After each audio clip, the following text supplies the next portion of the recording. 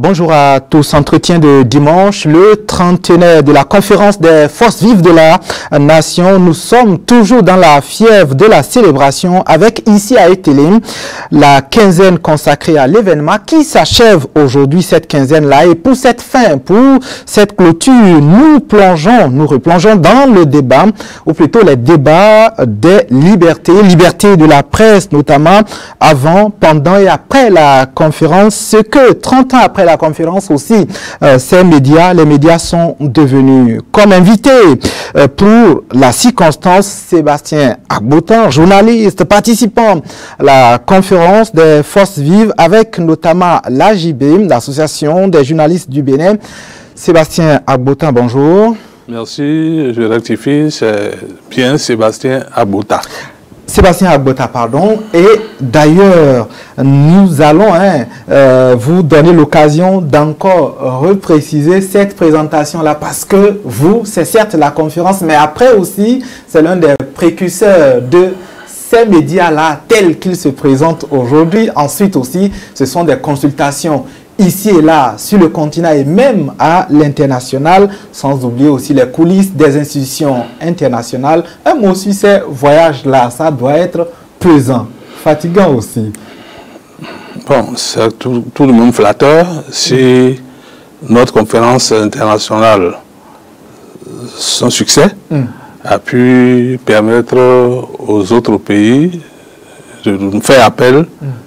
On doit plutôt s'en réjouir, même si quelquefois, comme vous le dites, c'est stressant, c'est fatigant. C'est plusieurs pays, sinon presque tous les pays africains, des consultations. Vous ne mentez pas, commençons par le Togo, à côté, le Niger, le Burkina, et plus loin, le Maroc. Un peu plus loin, au-delà des océans, la Géorgie et Haïti. Pour revenir maintenant en Afrique, au Mozambique, à Madagascar, où je suis parti 3 fois. Ensuite,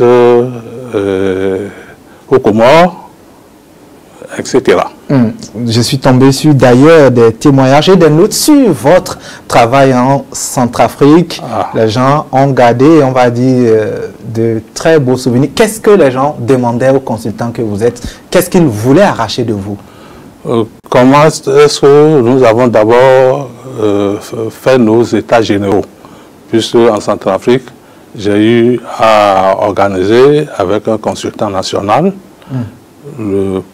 les premiers états généraux des médias centrafricains. La même aventure a été tentée au Tchad. On n'a pas pu aller jusqu'au bout. Mais on a eu des financements importants du programme des Nations Unies et de l'OIF pour ce qui concerne la République centrafricaine. Voilà. On va revenir à notre sujet, la conférence, mais bien avant elle, les médias. On va dire, pré-conférence, c'était quoi le visage de ces médias-là? Et peut-être aussi demander ce que vous étiez avant la conférence, avant votre participation à la conférence. Avant ma participation à la conférence, au plan administratif, j'étais directeur général adjoint de l'OITB, servant sous M. Nicolas Bénon, qui aurait, je n'étais pas à l'endroit où ça a été décidé, mais qui aurait insisté que je fusse son adjoint, comme directeur général adjoint. Et ça a été l'œuvre du ministre Ousmane Batoko, même si c'est une proposition qui est faite au bureau politique qui devait décider. En dehors de ça, à mon corps défendant, j'ai été élu président de l'association des journalistes du Bénin par mes confrères. Je me souviens quand Feu Maurice Tchabi, avec à Séville, à côté, Léon Bratier, Soumaïla Maman, sont venus dans mon bureau pour dire que c'était moi qui devrais affronter un de nos doyens de l'époque.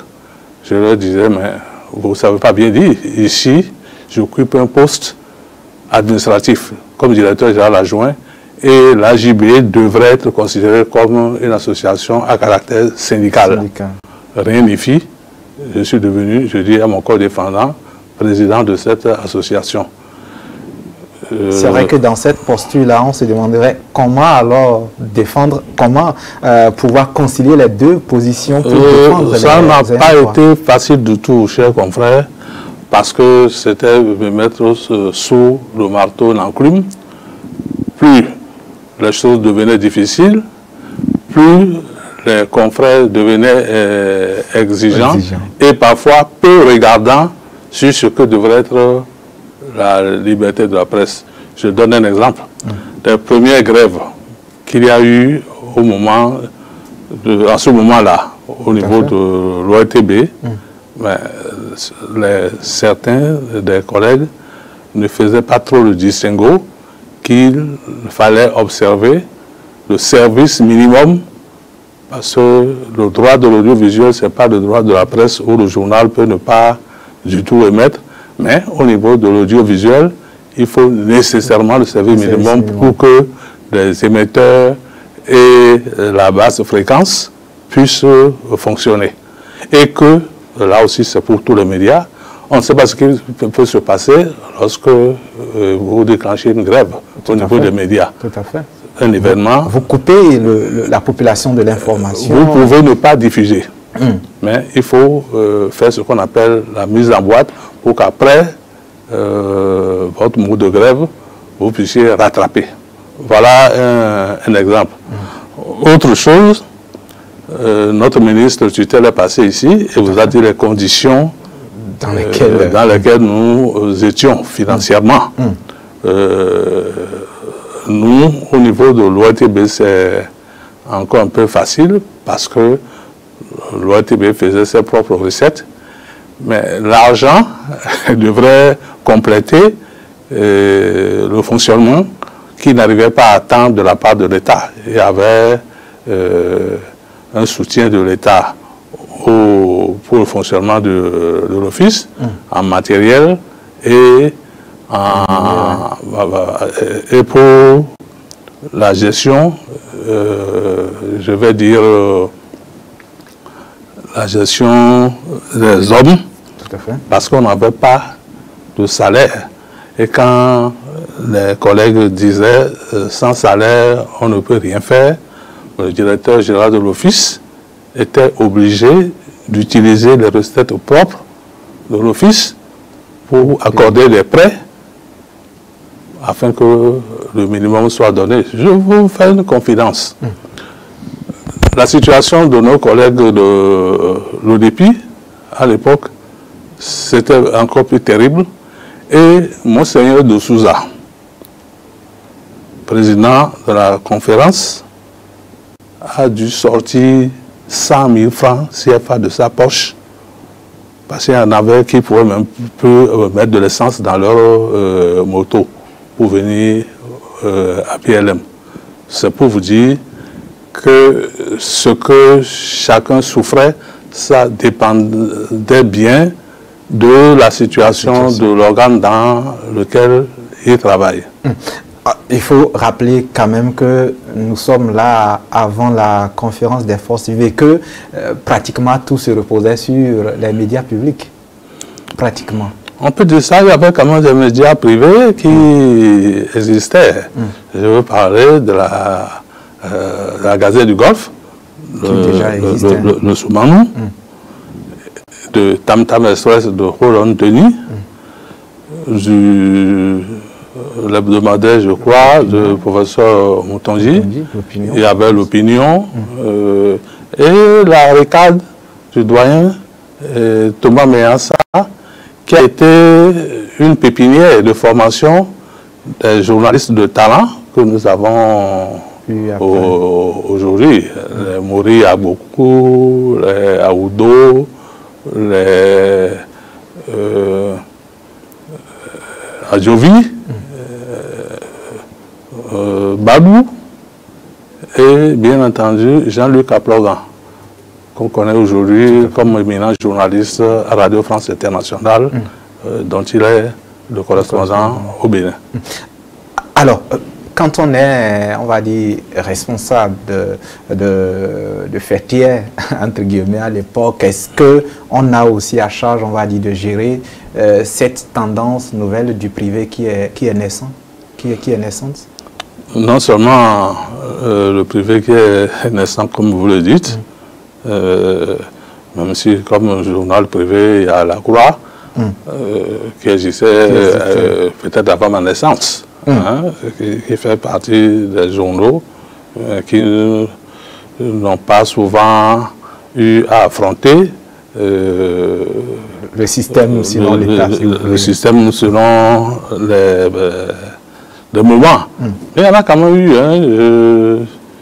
C'était pas un bébé quand il y a eu un meurtre ou de douaniers, permettez-moi de ne pas dire le nom, et les meurtriers, sous la conduite d'une femme à l'époque, ont été exécutés devant l'hôtel La Plage sans procès.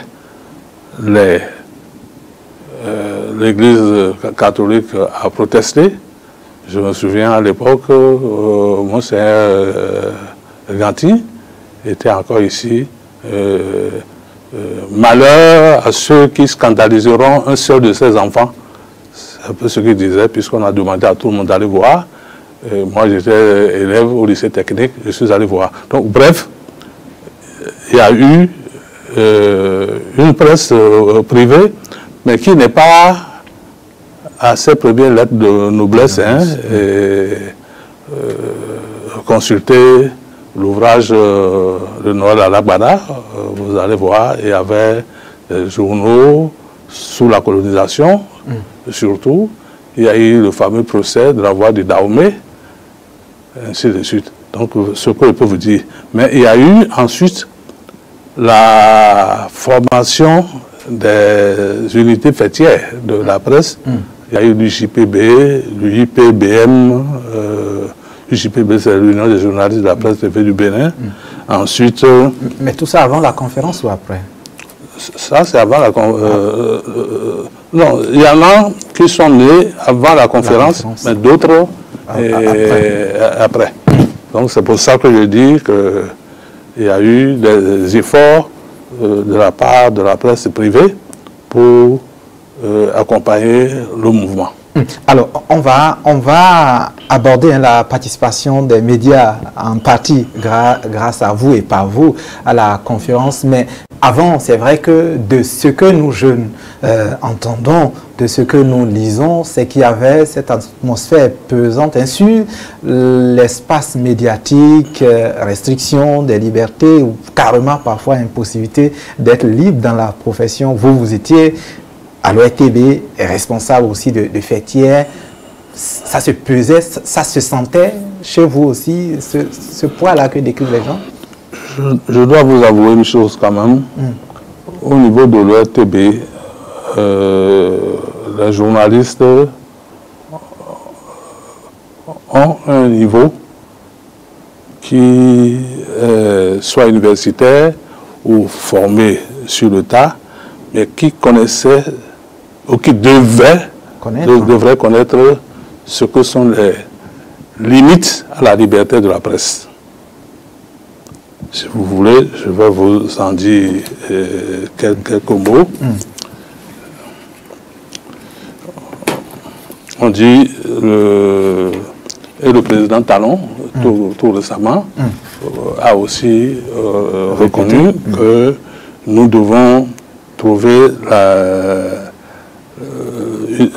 des limites à la presse, à la liberté de la presse. Et ce que c'est le respect de la dignité de la personne humaine, de la liberté et de la propriété d'autrui, du caractère pluraliste de l'expression des courants de pensée et d'opinion, la sauvegarde de l'ordre public, de l'unité nationale et de l'intégrité territoriale, la santé publique et l'environnement, la sauvegarde de l'identité culturelle, les besoins de la défense nationale, les nécessités de services publics, les contraintes techniques inhérentes aux moyens de communication, ainsi que la nécessité de protéger, de promouvoir et de développer le patrimoine culturel national ou une industrie nationale, notamment de production audiovisuelle. Ce que vous dites, c'est qu'à l'époque, avant la conférence, peut-être vrai qu'il y avait ce que les gens appellent manque de liberté, mais il y avait une certaine liberté juste, on va dire, encadrée, c'est ça? Mais encadrée, si la liberté n'est pas encadrée, ça conduit à la dérive. Voilà. Donc la peur du gendarme sauve bien des situations. Voilà ce que je peux vous dire. On va revenir dans la nature même de cette liberté telle qu'elle a été dans le temps et telle qu'elle est aujourd'hui, la liberté de la presse, le vrai visage aussi, le visage des médias, pas avec votre regard de consultant, mais parlons de la conférence nationale des forces vives de la nation. Quand on vous mandate ou quand vous êtes celui-là qui va en partie porter la voix des médias, comment ça se passe la dizaine de journées durant de la conférence? Bon, il y a d'abord eu les étapes préparatoires. L'office de radio et de télévision du Bénin, qui savait qu'il y a eu des missions en direct, s'est préparé. Mais le ministre vous l'a dit ici, il y a une pièce de l'émetteur qu'on appelle tube cathodique. Ça coûtait environ 2 500 000. Je me suis renseigné hier auprès du dernier technicien qui est resté à la haute fréquence là-bas. C'est à peu près ça. Et c'est la France qui livrait. Il y avait un coopérant français dépêché au niveau de la télévision. Mais à l'époque, pour pouvoir faire le direct, l'émetteur allait être soumis à une grande contrainte au niveau du temps, au niveau de l'utilisation des machines. Et le ministre a dû intervenir personnellement. Et on a eu cette pièce maîtresse. Je vous ai dit, au risque de se trouver en état de banqueroute, l'ORTB qui usait ses propres ressources, puisqu'il n'y avait plus de salaire de l'État, ni de subventions. C'était terrible ce que vous disiez parce que le DG de l'époque, il fallait le faire parce que les demandes de prêt venaient de toutes parts. Et je n'étais pas directement lié à ça, je m'occupais plutôt de la ligne éditoriale des deux organes, mais le directeur général adjoint ne peut pas dire que je ne savais rien. Mais c'était très très difficile. Et on a pu tenir.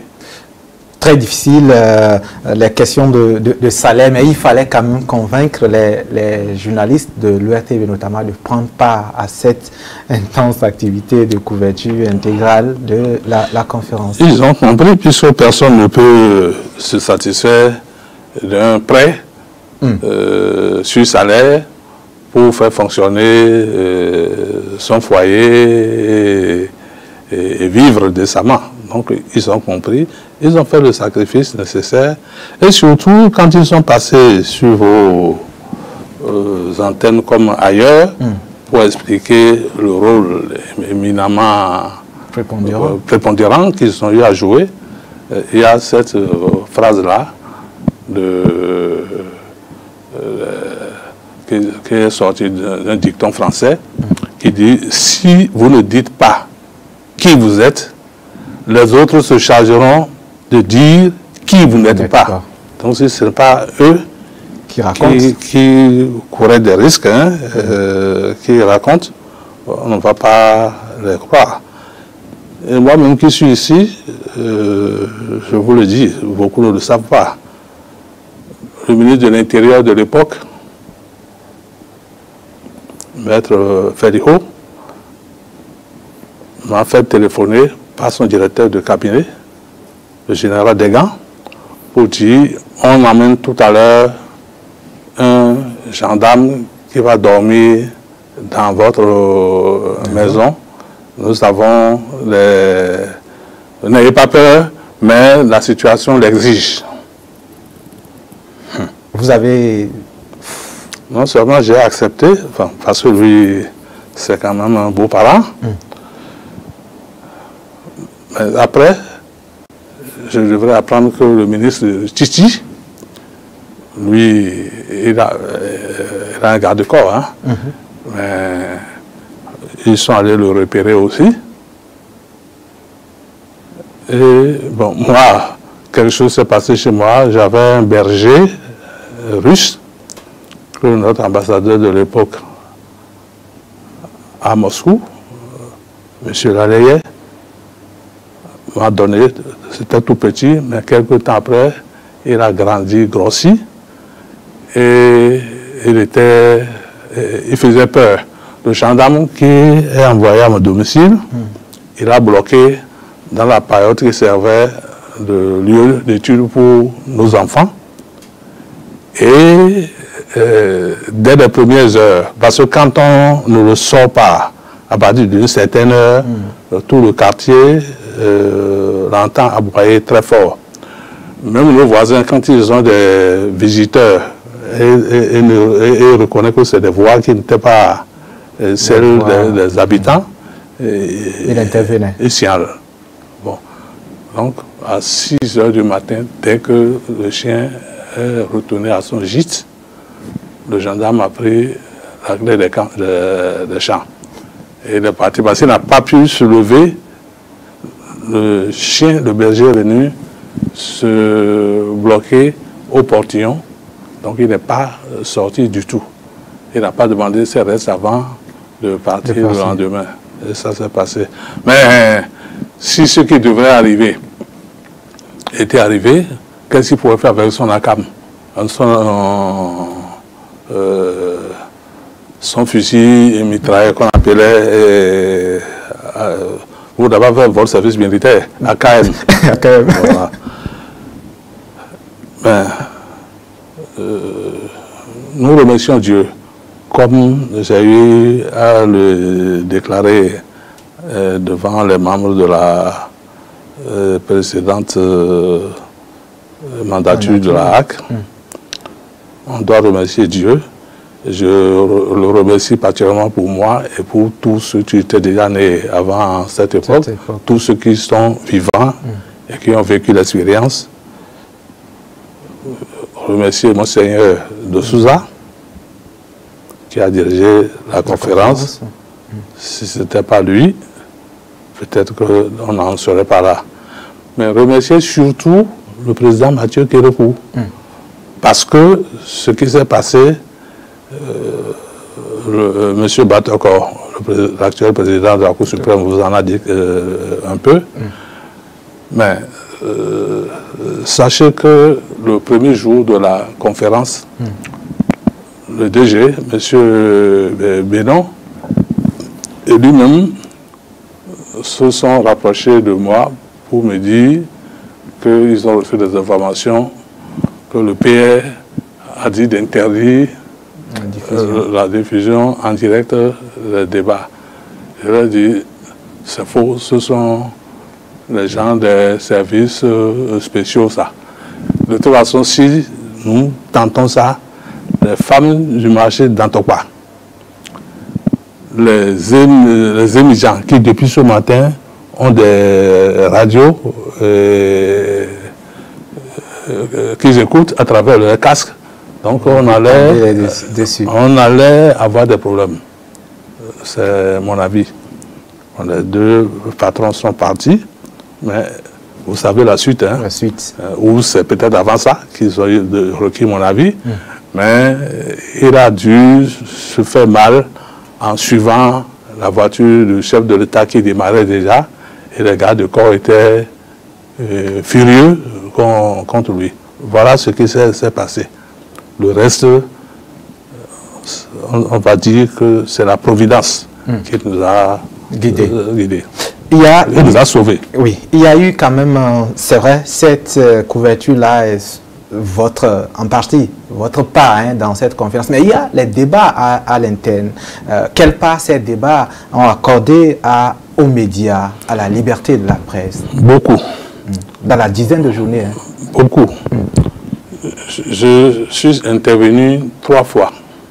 Au cours de la conférence. La première fois, à PLM à l'EGIO, pour proposer la haute autorité de l'audiovisuel et de la communication au titre de l'AJB que je représentais. Donc c'est votre proposition, l'AC. J'aime pas qu'on dise trop ça, parce que... Elle émane de vous. Vous saurez pourquoi tout à l'heure. D'accord. Ça n'émane pas que de moi. D'accord. Parce qu'avant la conférence, il y a eu une concertation entre les médias, entre les collègues de l'ONIP. J'ai fait 32 mois là-bas. À l'ONIP. À l'ONIP, au journal Eozo de l'époque. Et ceux qui sont venus me pousser pour accepter la présence de l'AJB sont plutôt venus de là-bas. Ensuite, au niveau de la participation à la conférence, l'Association des journalistes du Bénin a proposé un document qui était intitulé la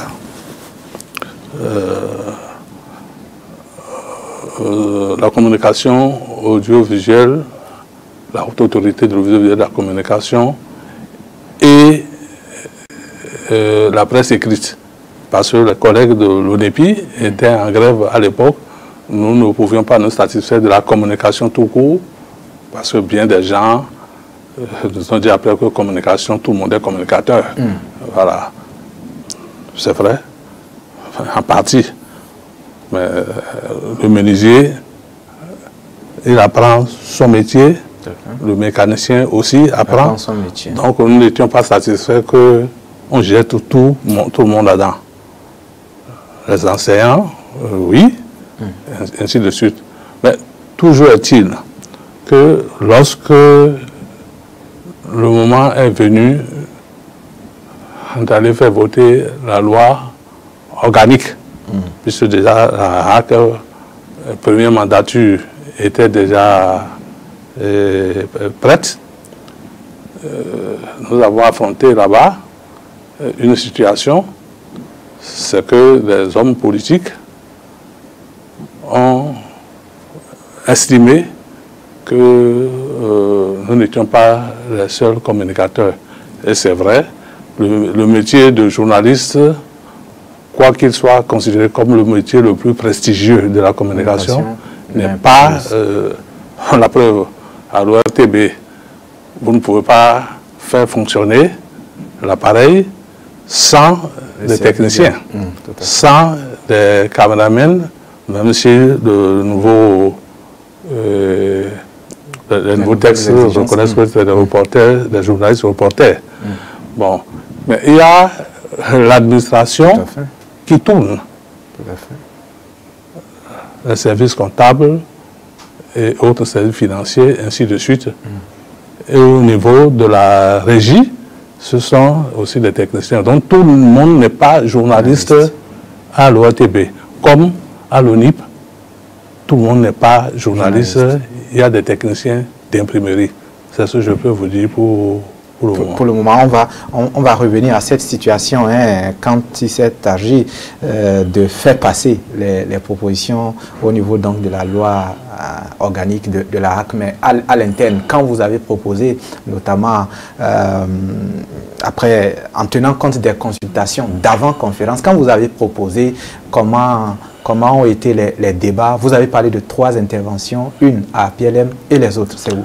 Les autres, c'est au niveau de la commission constitutionnelle au stade de l'amitié pour préciser encore, parce que j'avais, comme les autres intervenants en plénière, 5 minutes pour dire tout ce que j'avais à dire. Mais au niveau de PLM, c'était plus aisé d'expliquer ce qu'allait être la haute autorité de la communication. Ma troisième intervention, c'était encore la plénière. Et je vais vous dire... La plénière, c'est toujours à PLM. À PLM maintenant. La restitution alors des travaux en commission. C'était la fin. Voilà. Donc, alors, en parlant des institutions issues de la conférence, nous avons été complètement oubliés. C'est comme si je n'avais rien dit. Et là, je me suis levé, pas pour parler directement au présidium, voilà. Je me suis rapproché de notre doyen, mais sans paix à son âme, où dit doyen, nous allons troubler leur conférence. Parce que lui, déjà au début, quand on avait demandé à la presse de sortir pour délibérer au sujet d'une question d'importance, il leur a répondu, nous acceptons de sortir, mais malgré vous, nous saurons ce que vous avez dit et décidé et nous en ferons l'exploitation que nous voulons. C'était... bon, il n'y avait pas d'applaudissements, mais je crois que les hommes et femmes de médias qui sont dans la salle, il ne faut pas que j'oublie, il y avait notre consoeur Gisèle Damata, épouse d'Adissola, qui représentait l'association des femmes africaines de la communication. Donc, tous on a réagi. Et je me suis rapproché de Monseigneur de Souza. Je dois vous avouer qu'au début de la conférence, quand le chef de l'État voulait lui parler, c'est la régie qui envoyait quelqu'un prévenir pour dire de le prévenir qu'on veut, le président Kérékou veut lui parler. Le premier jour, ça a marché. Le deuxième jour, ça a marché. Troisième jour, dès que je me suis levé pour aller vers le président, il y a eu une vive réaction contre. Et les deux hommes d'État, puisque déjà le AGCR était en train de naître, pouvaient trouver un créneau quand même, oui, pour passer le message. Pour passer le message. Donc, au début, alors, le chef de l'État, pour parler au présidium et donc à la plénière, passait par les canaux de la cabine technique et téléphonait par là. Mais il vous dire, quand j'ai quitté le doyen Méansan, je suis allé voir Monseigneur de Souza qui avait à ses côtés le professeur Maurice Arance-Grelet, où il dit nous allons bloquer les travaux. Les travaux peuvent se dérouler, mais il n'y aura plus de sonorisation. Il dit qu'est-ce qui s'est passé? Il dit, mais vous avez vu, malgré toutes les interventions que j'ai eu à faire, on vient de passer tout de suite le communiqué final et rien ne mentionne. Ça, je l'avoue. Le prélat et ceux qui ne le savaient pas l'ont su après. Ils sont de grands amis, anciens séminaristes ensemble, le professeur Anzo et lui. Et donc, on va réparer ça. Ils l'ont fait. Mais si vous voyez les actes de la conférence, la place où se trouve la HAC est vraiment ce qui s'est passé. Ça a été un ajustement. Ce n'est pas au niveau des autres institutions. Mais ce que nous voulions, est passé quand même. On l'a eu. La conférence finit chez les hommes politiques, même pour la société en général, c'est, on va dire, un calme retrouvé, on va dire même une fierté retrouvée. Les médias, comment alors les hommes des médias et les responsables que vous êtes, vous vous sentez en ce moment-là? Il fallait être vigilant. Je vous raconte une anecdote. Quelqu'un qui était au présidium de la conférence, est venu me voir pour me dire, enlevez votre un centre de régulation, on s'arrangera pour que la journaliste ne soit plus brimée. Elle dit, ah, bon, je vais vous convoquer l'ensemble de la presse et vous allez dire ça. Vous avez fait votre proposition. Il a disparu. Il a quitté le bureau que j'avais au niveau du Haut Conseil de la République. Donc, vous avez siégé après au Haut Conseil. Il y a eu donc le Conseil national de la communication CNAC, et qui, je ne dirais pas, a été abandonné, mais vous permettez que je vous lise sa composition. Allez-y. C'est une décision portant nomination des membres du Conseil national de l'audiovisuel et de la communication. Je laisse les vues. Article 1er, sont nommés membres du Conseil national de l'audiovisuel et de la communication les représentants dont les noms suivent. 1. M. Pierre Ocho, représentant le président de la République. 2. M. René Dossa, représentant le Haut Conseil de la République. Paix à son âme. 3. Maître Rachidi Machifa, paix à son âme, représentant le Haut Conseil de la République. 4. M. Émile Ologoulou, représentant le gouvernement, lui aussi paix à son âme. 5. M. Ilias Zoumon, représentant le gouvernement, lui aussi paix à son âme. 6. M. Sébastien Agbota, représentant l'association des journalistes du Bénin. 7. M. Léon Bratier, représentant l'association des journalistes du Bénin. 8. Maître Raoul Désiré Assogba, représentant l'ordre des avocats, paix à son âme. 9. M. William Aliko, représentant le Conseil supérieur de la magistrature. Article 2, sous la direction de 3 membres élus en son sein, les membres désignés du CNAC doivent s'acquitter prioritairement de leur mission conformément aux dispositions de la loi numéro 91-02 du 21 janvier 91, notamment en ses articles 2, 5, 6 et 7.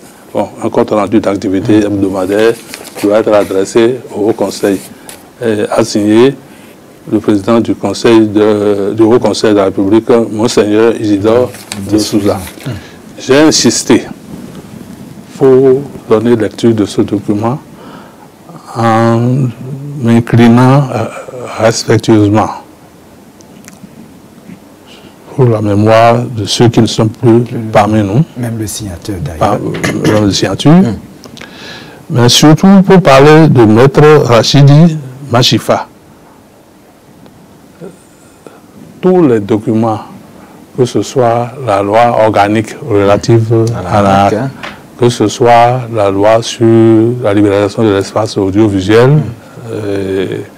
et de répression des délits de presse, c'est lui qui nous a fait les premières moutures. Quand on se réunit, chacun, il faut le dire, beaucoup de gens nous prenaient pour le centre de la terre concernant la démonopolisation. Ce n'est pas pour rien. Le ICR n'avait pas son semblable dans les autres pays africains. La haute autorité de l'audiovisuel et de la communication n'existait pas non plus. Mais les gens venaient s'enquérir auprès de nous de ce qu'il fallait créer chez eux.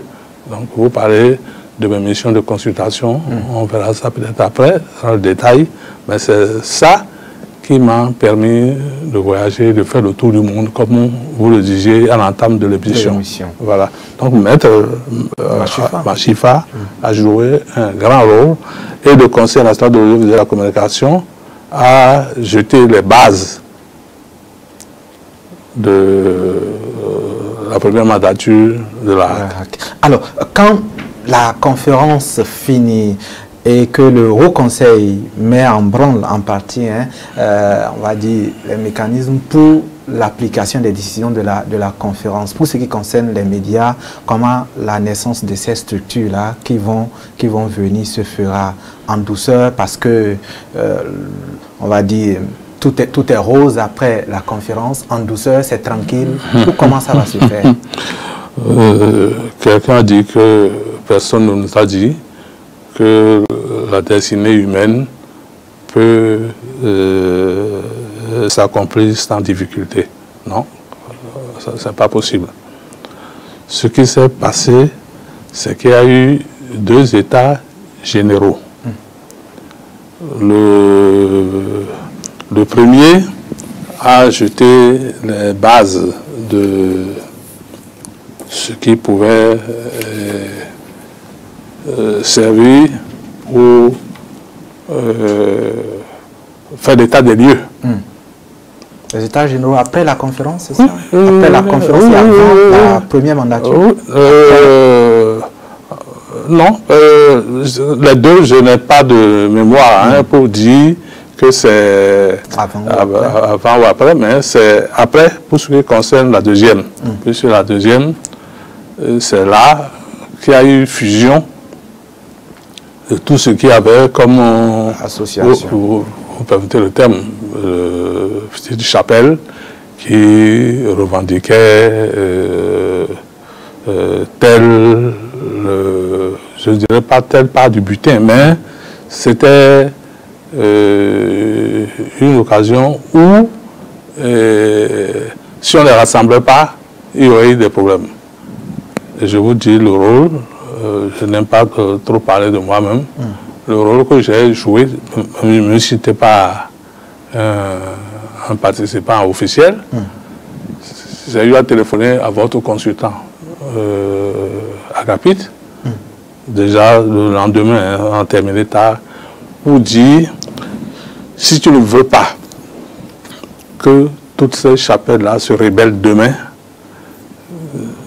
demande à quelqu'un de rédiger une résolution où on va dire une fusion pour que tout se passe pour le mieux. Vous parlez alors à la fin ou presque à la fin de... Presque à la fin. Et c'est Mori à beaucoup, je crois, qu'il a chargé pour rédiger. Quand ça a été lu, je me souviens, Soumaï la maman et quelques autres camarades ont eu à peaufiner le document et ça a été adopté. Ça, c'était un autre acquis, parce qu'on allait organiser, les premiers états généraux n'avaient pas donné tous les résultats, mais le deuxième a eu ce mérite-là pour dire, d'unifier les c'est là qu'a été créé l'union de la presse, l'union des professionnels des médias au Bénin. l'UPMB. Voilà. Donc ça, c'est après les deuxièmes états généraux. Deuxième état généraux, déjà que ça a eu lieu. Et ensuite, les autres associations fêtières, le Conseil national du patronat, de la presse et autres. J'ai oublié de vous parler de l'Union des journalistes de l'Afrique de l'Ouest. Comme je l'ai dit, beaucoup de gens avaient leur regard tourné sur ce que nous venons ici. J'en ai même entendu dire qu'ils vont créer une autorité de l'audiovisuel et de la communication. J'ai dit non, prenez un autre nom. Nous, c'est l'une des appellations du CSA français qu'on a eu à mettre. Mais avant ça, nous avions le Conseil national de la communication de l'audiovisuel et Centrafrique. Ils ont adopté le Haut Conseil de la communication. Au Congo démocratique, c'est la haute autorité des médias. À Madagascar, je leur ai dit, vous avez une langue que tout le monde parle dans votre pays. Ça, c'était la troisième fois que j'y allais, c'était en Sirabé. Mais donner un nom, on n'est pas obligé de prendre un sigle français. Bon, ainsi de suite. Voilà ce que je peux dire à ce niveau. À ce niveau-là. Quand vous proposiez la HAC à la fois au niveau donc de la conférence et après dans les efforts pour la mise en application des décisions de la conférence pour la naissance de la Hague. L'inspiration était quoi? Était aussi du CSA ou comment l'inspiration est? Bon, je vais ouvrir une parenthèse pour dire que les gens s'amusent souvent à dire la Constitution, c'est une photocopie de la Constitution française. On l'a souvent entendu. La Hague, c'est une photocopie du Conseil supérieur de l'audiovisuel. Toutes les institutions d'ailleurs, on pense que c'est du calqué. Je la trouve... je ne veux pas employer un mot blessant, mais je trouve que c'est réducteur de l'intelligence des Béninois. Je laisse la Constitution parce qu'il y a eu un conseil mis par le HCR pour rédiger la Constitution sous la direction du professeur Anzo. Au niveau du CSA, vous permettez encore que je parle de moi, parce qu'il y a eu une, en tout cas du 8 au 9 novembre, où le mur de Berlin tombait, eh bien, j'étais à Paris avec d'autres collègues africains, séchellois, malgaches. Et le soir, le 9 même, c'était un jour particulier pour moi, sur deux plans. Au CSA, j'ai eu à rencontrer M. Francis Ball, qui était le vice-recteur des universités de Paris, mais vice-président du CSA. Et ensuite, après, il y a eu beaucoup d'échanges entre nous, parce qu'il fut mon professeur et le professeur de plusieurs générations d'anciens étudiants qui faisaient leur cycle à l'université de Paris 2, rue Assas. Et quand j'ai vu le mur de Berlin s'écrouler, ça a inspiré chez nous, parce que déjà avant que je le quitte Cotonou, le pouvoir public de la Révolution indiquait déjà qu'il y aurait une conférence nationale. Et quand je suis venu, nous avons produit ce document. J'ai demandé à deux collègues qui sont encore vivants, Léon Bratier et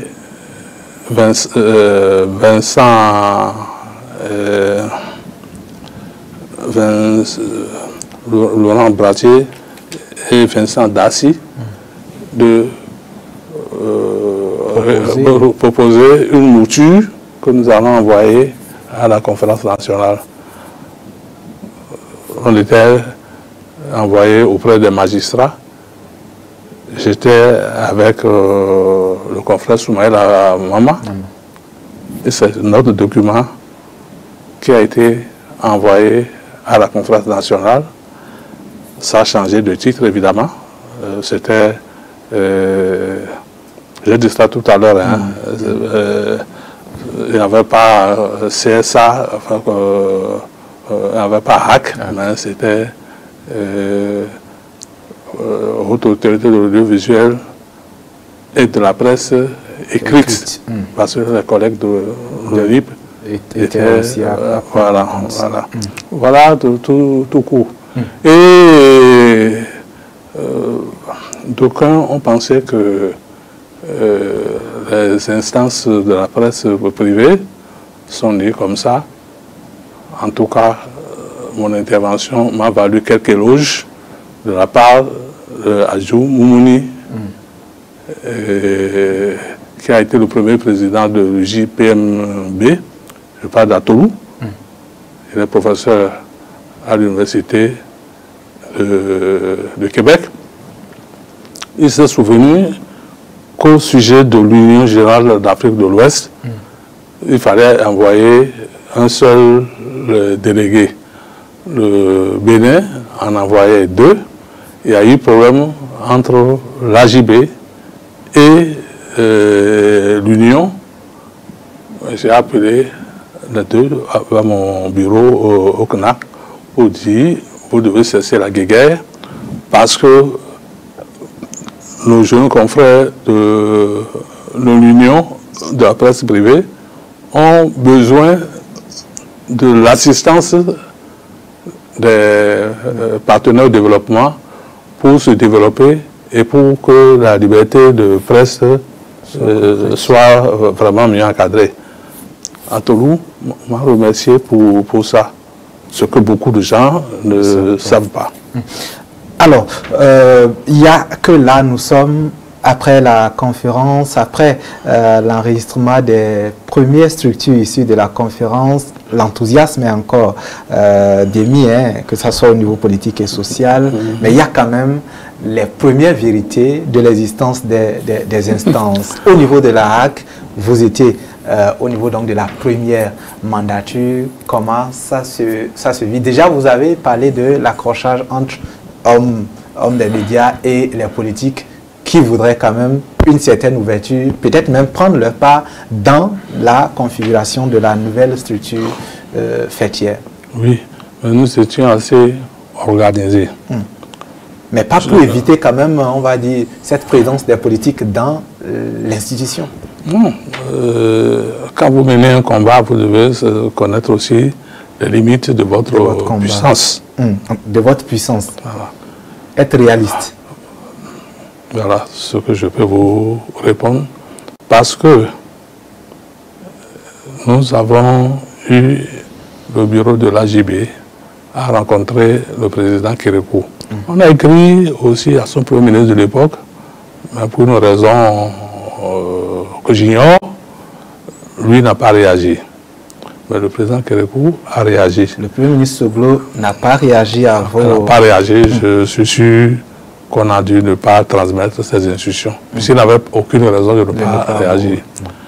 Mais le président Kérékou, quand il nous a reçus, peu de jours avant, pour ne pas mentir, ça devait être fait autour du 21 janvier 1991, le jour d'où date la création du CNAC. Il a eu à sortir cette phrase: si je vous avais payé vos salaires à l'OITB, je n'aurais pas perdu mon pouvoir. Mais avant lui, je fus élève de Kakouchi Tonan Congratien au lycée technique Koulibaly de Cotonou. Je l'ai vu dans les entours de la BOA. Il dit: ah, professeur, bonjour, vous ne devez pas être fier de moi. Il dit: au contraire, je suis très fier de vous, c'est bon ce que vous faites. Monsieur Azor Baou Kodjo François, qui n'a pas été mon professeur, mais qui est passé plusieurs fois au cours de cette quinzaine-là chez nous. Bon, il a eu à sortir cette phrase: continuez de faire ce que vous faites. Si nous vous avions laissé dire tout ce que vous dites aujourd'hui, nous aurions gardé notre pouvoir. Lui, il est vivant. Si quelqu'un veut, on n'a qu'à l'interroger. Ce n'est pas quelqu'un qui a peur de se répéter. Donc voilà ce que je peux vous dire. Ça n'a pas été facile après la conférence. Ça n'a pas été toujours facile de la part de ceux qui devraient conduire le changement. Je vous ai cité cette phrase-là au début. Si vous ne dites pas qui vous êtes, les autres se chargeront de dire qui vous n'êtes pas. C'est ce que je peux pour dire... Avant qu'on ne passe à plus loin, l'on dit quand même que dans la transition, l'un des organes naissants qui a eu des difficultés avec notamment la primature, c'est le CNAC, si vous voulez, et ensuite même la HAC dont l'installation a dû être compliquée. On ne peut pas tout avoir en même temps. Je vous ai dit tout à l'heure que quelqu'un a dit que personne ne nous a dit que la destinée humaine peut se construire. Donc les institutions de cette nature, n'existant nulle part, on était les pionniers. Il fallait avoir de la pédagogie. Et cette pédagogie, le CNAC, surtout avec René Dossa, notre président, on a eu ça pour calmer les ardeurs de la presse écrite et privée surtout, en direction des magistrats, pour leur dire n'ayez pas la main trop lourde, sinon vous allez tuer la démocratie. À l'un d'entre eux à qui je ne serai pas content, il est très modeste, à qui je voudrais rendre hommage, c'est Monsi Jean-Baptiste. On le dérangeait pour lui dire, puisque des gens se présentaient devant le prétoire pour dire, on demande si vous avez lu la loi 72, celle qui existait à l'époque. Il disait non. Les journalistes disaient non. Voilà, certains. Voilà, donc c'est pour vous dire que c'était pas facile, mais il y a eu la curiosité des autres pays, j'ai cité certains, qui se sont beaucoup inspirés de ce que nous faisons. Et là où je leur dis, nous avons des problèmes, notre texte a péché à tel endroit, mais ils le corrigeaient. Il a fait par exemple une place spéciale pour les communicatrices centrafricaines. C'est pas comme ici, où sans Madame Fassinou, on n'aurait pas du tout eu de présence féminine. Or, il y avait bel et bien des débats pour lesquels on avait besoin de femmes. Au niveau de la deuxième mandature, il n'y en a pas du tout eu. Il a fallu que la troisième vienne, je crois, pour qu'on ait une femme. Voilà. Alors, il y a quand même que nous, jeunes, et même au niveau de certaines, voire même les plus autorisés, les plus avisés, quand on parle de la conférence, l'une des conclusions heureuses pour certains, c'est la liberté sans limite de la presse. Mais vous, dans votre intervention, même dans cette liberté naissante-là, vous parlez des limites, vous parlez de la médiation aussi en sourdine pour éviter la fureur des magistrats, de la justice. Comment comprendre ça? Comment analyser ça en tant que consultant? Non, ce n'est pas que chez nous ici. Hein. Vous avez dit en tant que consultant, dans tous les pays où je suis passé, pour leur dire ce que nous avons fait ici, c'est à leur demande que les organismes internationaux comme la Banque mondiale, le Programme des Nations Unies, l'Organisation internationale de la francophonie, la coopération belge, ou la... Bon, j'en oublie, hein, voilà. Ouais, ça leur demande, c'est qu'ils sont confrontés à des problèmes, que le gouvernement soit de transition, ou le gouvernement déjà longtemps établi, veulent quand même savoir comment nous en sommes sortis. Je me montre assez modeste pour dire que le Bénin n'a pas résolu tous ces problèmes, mais nous marchons avec les limites de cette liberté de la presse. Une question aujourd'hui à se poser, c'est que 30 ans après, quand vous vous positionnez en consultant, aujourd'hui bien tranquille, dans votre coin, vous observez, est-ce que nous avons beaucoup capitalisé de tous ces efforts que vous avez consentis? Bon, je ne suis pas si tranquille dans mon coin comme vous le dites, mais... vous avez le temps d'observer. Si la HAC n'avait pas été créée, il fallait la créer. ça a mis un certain nombre de temps pour pouvoir décoller. Mais nous sommes maintenant à la 8e mandature. Je redis encore une fois, merci à Dieu pour nous avoir donné l'occasion de vivre et de voir l'évolution de cette institution-là.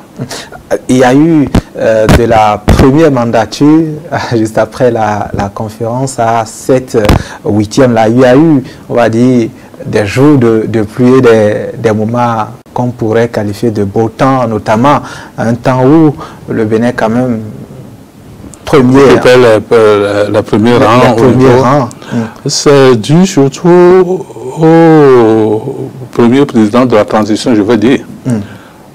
Gérald Mathieu Kérékou, il disait même, les journalistes, ils ont faim, laissez-les m'insulter, si ça peut leur permettre de manger, puisqu'il y a des choses graves. Un journal a pu écrire, et Kérékou est-il devenu fou? Un journal a écrit ça. Oui, un autre a traité, je sais pas si c'est le même, le député de mandature de député Payon. Si les choses devraient marcher comme les dictateurs le font dans les autres pays, le procureur de la République peut pouvoir s'auto-saisir. A raison.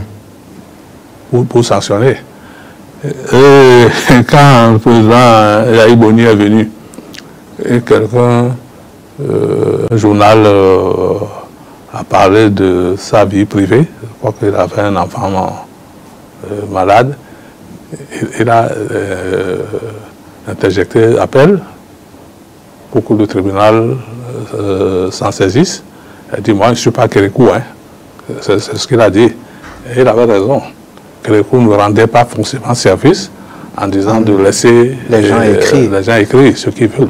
Donc vous dites que ces rangs qui auréolaient l'image du Bénin n'étaient pas, ou ce rang-là n'était pas de l'ordre de la normalité, n'était même pas de l'ordre quelque chose qui dépendait de la qualité des médias. Oui et non. Oui, parce que nous venons de très loin. On a cette excuse-là. Et le défoulement et l'enthousiasme peuvent amener à oublier justement les limites légales de la liberté. Mais on les dépassait. On les dépassait. La preuve, quand d'autres pouvoirs ont voulu agir, pas comme le président Kérékou, nous avons dégringolé. Voilà ce que je peux vous dire. Donc il faudrait garder la mesure en toutes choses. Si vous voyez votre enfant s'approcher du feu, et vous dites que bon, c'est la démocratie, là, vous supporterez les conséquences. Et vous pouvez être poursuivi, quoi que ce soit votre enfant. Quoi qu'il a la liberté de mettre sa main là. Oui, mais il met ça, vous pouvez être poursuivi. Voilà. Il y a aussi à se demander si aujourd'hui, mieux qu'hier, les choses se sont arrangées au niveau notamment de ces limites à être observées par les médias. Parce que quand même, 8e mandature, 30 ans... Il n'avait plus le même problème que nous. La preuve, je vais parler de la mandature qui a suivi la nôtre. C'est la deuxième déjà. De Léon Bratier. Je me souviens, je l'ai rencontré il y a quelques heures. Les journalistes qui avaient des difficultés ailleurs, pour ce qui me concerne mon cas, il y a le Tchad, il y avait d'autres pays, mais ils tombaient sur nous. On n'avait même pas de caisse de mutuelle ou caisse de solidarité. On avait l'obligation de prendre en charge, et des institutions comme Panos, Paris, avec qui nous traitons, disaient de faire ce que nous pouvons. Vous voyez, hein? Au niveau de la deuxième mandature, c'est la consoeur Hortense, qui était trésorière. vaille que vaille, il y avait déjà une petite caisse de mutuelle qui prenait ces cas-là en compte. Comment pouvions-nous aller voir l'État qui a des problèmes pour nous aider, même si l'aide de l'État à la presse privée a été votée entre-temps et marchait déjà, coup-ci, coup-ça, était là, mais ce n'était pas une association de presse qui pouvait aller décrocher des sous. Donc, on prenait en charge ces confrères qui avaient des difficultés. Au niveau, ça, c'est au niveau institutionnel. Maintenant, les médias eux-mêmes, aujourd'hui, la qualité, la prise en compte de ces limites-là, est-ce qu'il y a eu, dans le temps, une certaine maturité dans ça? Oui, il y en a eu. Il y a eu des tas de... Il faut faire une évaluation de ces séminaires-là pour savoir ce que c'est. J'ai ici un document de l'ODEM qui parle du rapport national sur l'état de la liberté de la presse au Bénin. Ça, c'est l'édition 2014 qui montre qu'il y a eu des avancées. Mais laissez-moi vous dire que ces avancées, il faut les saluer. Les saluer parce qu'il y a eu au niveau de l'ORTB, c'est important de signaler ça. Il y a eu d'abord le ministre Babamou Samilou qui, à son arrivée, a créé, a fait les premières rencontres des services de l'information et de la communication. Je ne connais pas l'intitulé juste, mais c'était une occasion pour que les journalistes, les techniciens, on puisse relever les points sur lesquels on doit s'attendre à un changement de la part de l'État. Je m'excuse de le dire, mal lui en a pris. Il était membre du bureau politique du Parti de la Révolution populaire du Bénin. Nous qui étions ses directeurs, j'étais déjà directeur de la télévision nationale, j'avais Sané Rock, le directeur général de l'ORTB, Noël Sorwenou, le directeur de la radio-division de Radio Nationale, et Père à son âme, au Ténia, avec bien Béatrice. Nous savions pourquoi, sans être quelque part dans le haut appareil, pourquoi il a quitté le bureau politique. N'eût été sa formation originelle, il est docteur en médecine, donc c'est l'OMS qui lui a donné sa retraite. Un autre ministre a eu aussi l'aide, c'est d'ailleurs le seul, il a eu l'aide de l'UNESCO pour organiser aussi un genre de rencontre. Un membre du bureau politique est venu dire, camarades journalistes, vous n'êtes ni le premier, ni le deuxième, ni le troisième, pas plus que vous ne serez jamais le quatrième pouvoir. Vous êtes des instruments que le parti doit utiliser pour sa mission de mobilisation des masses. Le ministre Batoko, je vais dire, il y a eu plus de chances que la conférence soit arrivée parce que lui n'était pas au bureau politique, mais il a pu dire, en ce moment, parler encore de camarades, camarades journalistes, je ne vous retiens nulle part, explosez et faites prévaloir vos talents. Effectivement, le professionnalisme est revenu et ça nous a conduit à la conférence nationale. Nous nous sommes dit, si le bureau politique avait la force d'arrêter ça, qu'il avait, peut-être qu'il aurait connu un sort plus inquiétant que ses prédécesseurs. Merci pour l'avoir dit. Donc ce n'est pas un combat qui cesse. Là aussi, c'est la liberté de la presse ne s'acquiert pas. Mais, définitivement. non, mais elle se conquiert. C'est ce que l'enseignement que j'ai eu pour le temps que j'ai passé au niveau de l'ORTB et de la HAC ensuite. Et je dois remercier encore une fois M. Bénan Nicolas, parce que ça a été très dur, la gestion de cette grève-là.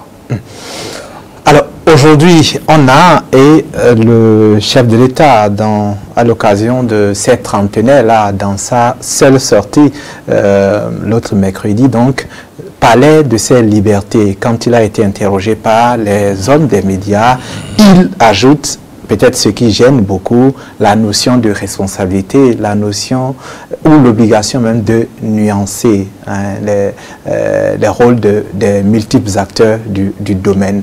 Est-ce que ça ne complique pas la tâche dans un monde où, quand on parle de la presse, on pense que la liberté, elle est sans limite? La liberté n'est pas sans limite. Et quand on parle de responsabilité,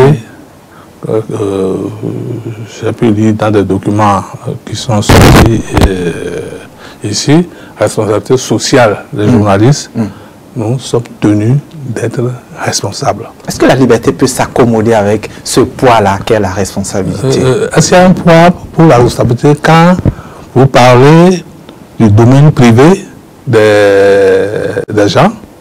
Est-ce qu'on peut parler de poids lorsque un écrit, un simple écrit, peut disloquer une famille ou mettre en danger, mettre en danger une société? C'est pour ça qu'on a parlé de limite au pluriel à la liberté de la presse. Est-ce que vous, en tant que consultant, alors, vous comprenez, on va dire, cette prise de position du chef de l'État? Alors, comment l'intégrer? Comment, on va dire, l'intégrer dans les réalités du quotidien de la presse, pour surtout un média, ou plutôt les médias où on a cette absence-là de représentants fiables à l'interne? Ces médias... On a bien parlé de représentants, absence de représentants fiables en interne. Ils doivent disparaître. Même si on dit qu'un journal qui se ferme, bon, une radio ne se ferme pas souvent, quelqu'un est toujours là pour prendre la suite, est une prison qui s'ouvre. Les professionnels doivent savoir les risques qu'ils encourent ou qu'ils font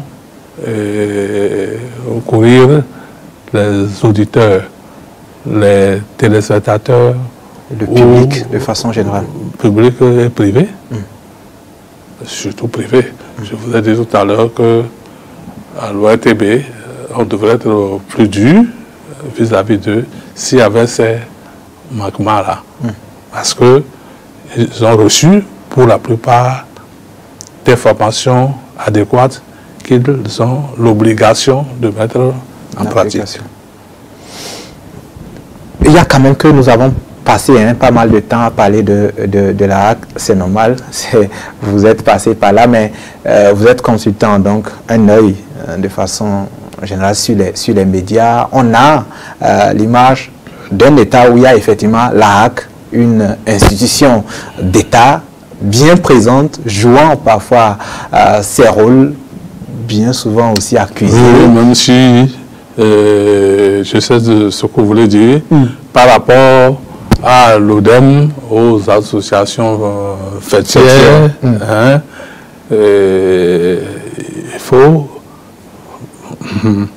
Je ris un peu parce que à un moment donné, on a des confrères ou consoeurs qui ne savaient pas qu'il y a une différence entre instance de régulation, la HAC est une institution d'État, et instance d'autorégulation pour l'ODEM surtout et les autres.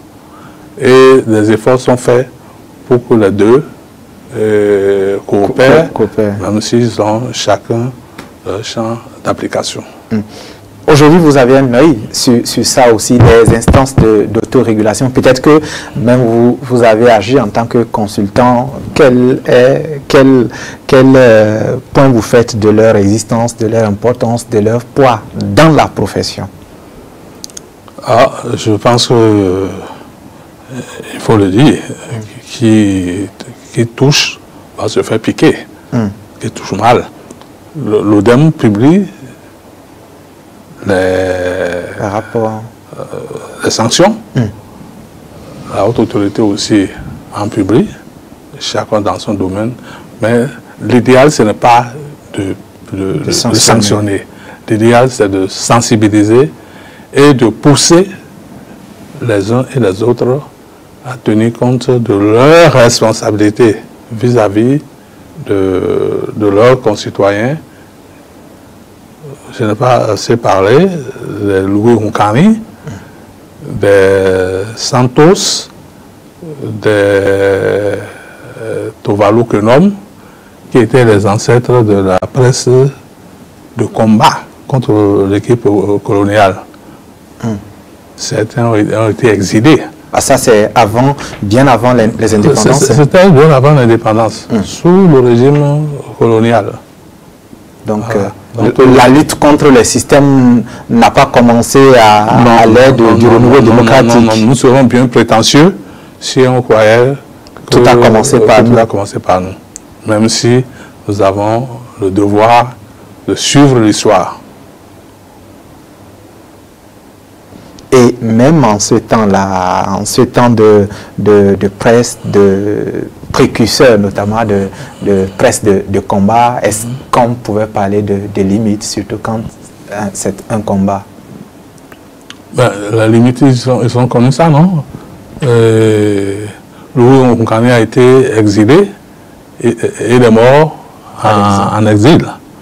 Le procès de la voix de Dahomey. Il y en a qui ont perdu leur boulot. Carrément. Et c'est les mutuelles ou les syndicats qui les faisaient vivre. Donc, de tout le temps, lorsque la presse veut être libre, il y a, je ne dirais pas toujours, mais il y a parfois des dictateurs qui se dressent et qui punissent. Voilà. Aujourd'hui, pour vos nombreux voyages, si se poursuit ces voyages-là, l'une des questions, et je suis sûr qu'elle vous sera posée, c'est est-ce que les médias ou la presse béninoise est toujours cette indicatrice-là d'une possibilité d'un espace de liberté en Afrique? Que répondriez-vous si elle vous était posée cette question? Je deviens un peu vieux quand même. Donc, ça fait moins de voyages. Moins de voyages, mais quand même, je suis ce qui se passe ailleurs. Quand bien même les gens me téléphonent, ou même certains veulent que je me déplace pour y aller, je suis ce qui se passe. Et je trouve que nous ne manquons pas de plaire, je ne dirais pas de séduire. Nous séduisons toujours. Vous en faites la déduction vous-même. Mais être trop satisfait, c'est mauvais. Voilà. Être convaincu de ce que l'on fait pour avancer, c'est mieux. Donc, ça veut dire qu'il y a des chantiers qui se dressent encore devant ces médias-là, devant cette liberté-là. Une idée de ces chantiers? Nous allons vers les élections. C'est un moment où les médias et les patrons de presse doivent utiliser pour justement respecter la liberté de la presse. Et ne pas oublier que au-delà du gain qu'on peut percevoir, il y a l'honorabilité. Je m'accorde une minute que vous dise à la conférence nationale ce qui s'est passé. Allez-y. Le ministre, je nomme quand c'est nécessaire. Hein. Le ministre Ndiaye, Maman, est venu me voir pendant que la conférence se déroulait pour dire vos collègues, vos confrères ne me prennent pas en interview alors que je représente 13 associations de développement du Nord Bénin parce que je sais qu'ils prennent de l'argent. Je dis, monsieur le ministre, ne dites pas ça, nous n'étions pas habitués à prendre de l'argent. Ce sont ceux qui en donnent maintenant qui nous créent des problèmes. Vous serez interviewé. C'est à partir de là que, même de la conférence, nous dirigeantions des gens vers l'ORTB pour se faire enregistrer. Voilà, enregistrer. Et ça passait. Quand moi j'ai commencé à l'ORTB, la prime journalière quand vous allez à Porto-Novo, pas à Cotonou, était à 300 francs. Et lorsque vous voulez passer la journée, c'est 500 francs. Donc c'est pour dire qu'on n'était pas... Et je précise aussi, lorsque nous suivons les équipes pour aller couvrir des manifestations sur le PRPB, que ce soit le ministre, il est resté longtemps notre ministre de tutelle, Alain Ehor, ou parfois le président Kérékou, il n'y avait pas de préfet qui pouvait donner à manger aux délégations officielles si on ne pense pas d'abord aux médias. Donc il y a quand même, j'ai l'habitude de dire, Hegel disait, nous sommes les fils de notre temps. Ce que nous avons aujourd'hui n'est pas ce que les autres ont vécu hier. Voilà ce que je peux vous dire. Il y a aujourd'hui, je ne sais pas si à un moment donné le consultant a été dérangé sur cette nouvelle donne-là, le numérique qui s'est ajouté à la complexité de la gestion, notamment des libertés, des limites des libertés et même des responsabilités de ces libertés. Hélas, le consultant a quitté les affaires, en tout cas du point de vue officiel, avant que le numérique n'apparaisse, même si j'ai eu à donner un exposé à la dernière législature sur le texte, la loi sur le numérique. Mais c'était juste une compilation et ouvrir les brèches pour que nos médias et surtout nos instances de régulation, d'autorégulation puissent entrer dans cette nouvelle dans cette nouvelle technologie ou cette nouvelle législation, parce qu'elle avance très vite. Avec ces avancées, même si vous dites que c'était une compilation, l'exposé indique ou vous a indiqué que c'est plus compliqué aujourd'hui de réguler, de gérer les limites de cette... Non seulement c'est plus compliqué, mais avec le numérique, les radios, les télévisions, même la haute autorité audiovisuelle pour attribuer les fréquences, doit savoir que ça ne peut plus se faire comme avant. Voilà. Même si on dit que la fréquence est limitée, on doit savoir que ce langage n'est plus de raison. Voilà ce que je peux vous dire. C'est vrai que nous allons tirer vers la fin de cet entretien et peut-être qu'il faut tirer les conclusions. Vous avez vu les médias pratiquement naître, agir pour la naissance dans cette ère de renouveau démocratique. Et 30 ans après, vous pouvez quand même tirer les conclusions avec nous. Apparemment, pour vous, il y a quand même que depuis 90 à aujourd'hui, la liberté, ça doit rimer avec la responsabilité. Oui. C'est un chantier et non les acquis pour vous. C'est un chantier. Il n'y a pas d'acquis en la matière. Il n'y a qu'à voir l'évolution du monde où nous sommes, et surtout au plan médiatique. Les choses là-bas bougent et il faudrait s'y faire si on ne veut pas être gagné par l'ignorance ou la médiocrité. En la matière, si à l'interne, les gens ne s'en rendent pas beaucoup compte et que les médias même ne se mobilisent pas pour une fiable autorégulation, une position comme la position des autorités actuelles, le chef de l'État notamment, ça peut aider? Obligatoirement. J'ai écouté son intervention comme vous en avez fait allusion tout à l'heure. Il faut accompagner les médias vers les changements. Il y a un ministère qui est chargé du numérique, ce n'est pas pour rien. Ces chantiers donc s'abordent selon vous convenablement. Et là, l'occasion peut-être de, en tant que consultant, de vous donner l'occasion de nous aider à conclure cet entretien de dimanche.